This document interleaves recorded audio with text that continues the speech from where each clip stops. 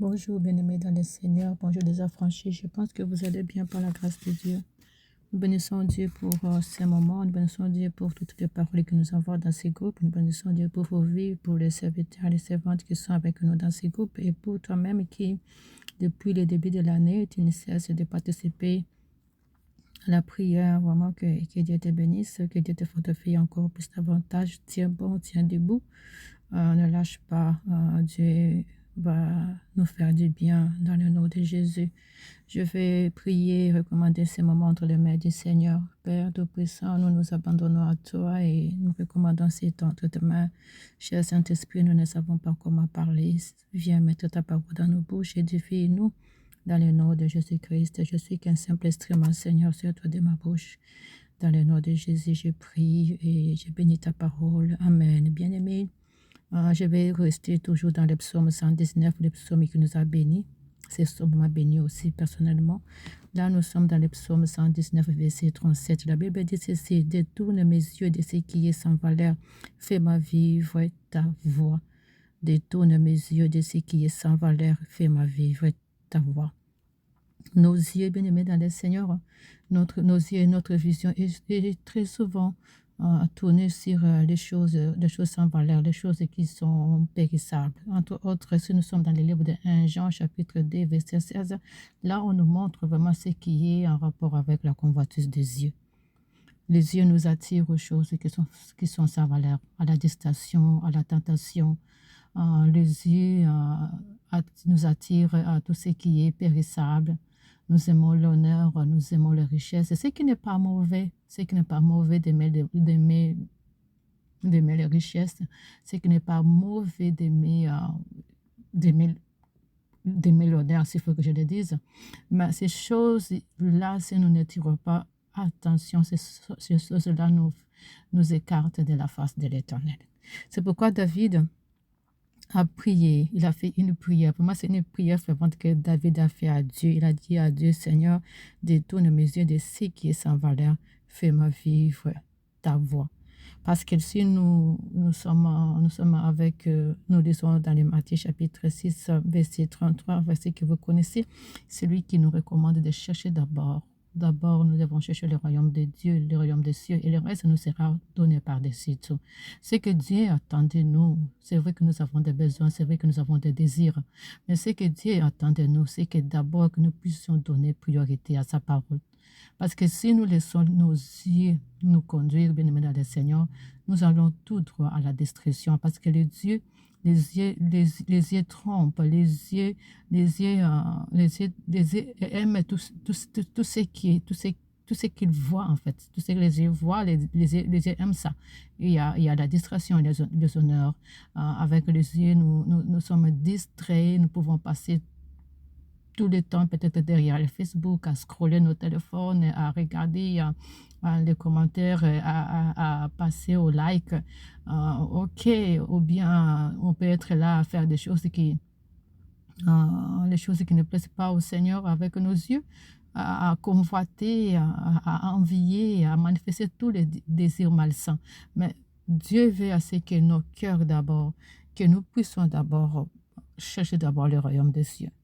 Donc, c'est vraiment une prière, parce que c'est une prière à Dieu, c'est un cri à Dieu pour que Dieu puisse nous détourner de toutes les choses qui nous empêchent de manifester sa parole, toutes les choses qui nous empêchent de manifester sa vie.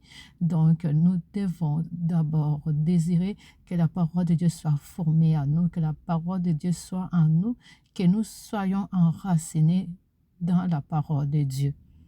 Que nous soyons enracinés dans la parole de Dieu. Vraiment, c'est ça donc la prière de David. Et cette prière est pour nous aujourd'hui, bien-aimés dans le Seigneur.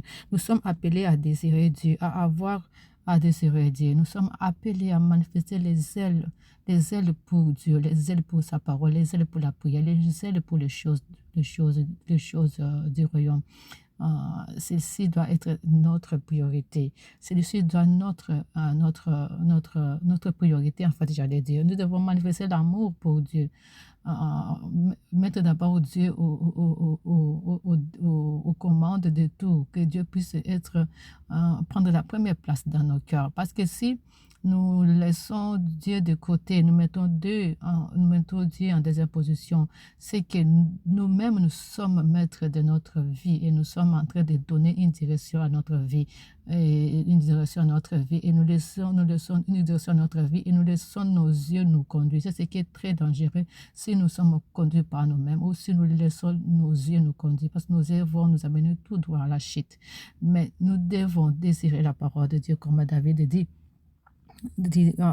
Comme il est dit dans le psaume 119, verset 37.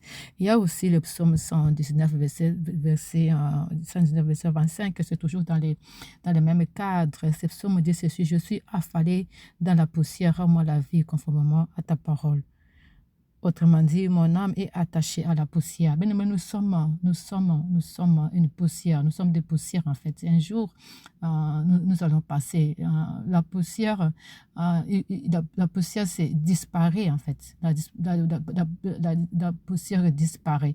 La poussière, c'est tout ce qui caractérise les désirs de ce monde. La poussière, c'est tout ce qui est sans valeur. Toutes ces choses qui sont sans valeur, la distraction, la tentation. Donc, les choses sans valeur, les choses qui ne dirent pas, les choses illusoires, les choses superficielles. Donc, c'est ça, en fait, la poussière. Des fois, nous sommes derrière la poussière en train de poursuivre toutes ces choses. Mais nous devons faire attention, nous, en tant qu'enfants de Dieu, pour que nous ne soyons pas derrière toutes ces choses. Mais nous devons d'abord désirer Dieu. Parce que si on a Dieu en nous, en toutes ces choses aussi, nous allons les avoir et nous allons, tout en les ayant avec nous, nous savons comment est-ce que nous pouvons avoir un contrôle dessus, en fait. Nous ne serons pas derrière ces choses en train de les poursuivre, mais ce sera avec que nous allons le vivre par la grâce de Dieu d'une manière correcte. Donc, ce que je voulais nous interpeller ou bien nous appeler tous, c'est d'abord de persévérer dans la prière, de persévérer dans la parole de Dieu. C'est ce que Dieu veut vraiment de nous, que nous puissions vraiment le désirer, que nous puissions être conduits par le Saint-Esprit, que nous puissions persévérer dans les commandements de Dieu. C'est ça notre vie, ceci doit être notre vie de chaque jour. Ceci doit être notre pain quotidien. C'est-à-dire, avant de demander quelque chose, avant de désirer quelque chose, désirons d'abord le pain quotidien, la parole de Dieu, les commandements de Dieu, que cela soit vraiment ancré en nous, que nous puissions faire de cela notre mode de vie, que nous puissions manifester Christ et que nous puissions manifester Dieu. C'est-à-dire que quand on te voit, quand on me voit, on voit que nous voilà, l'image de Dieu est en nous, nous ressemblons à notre Dieu.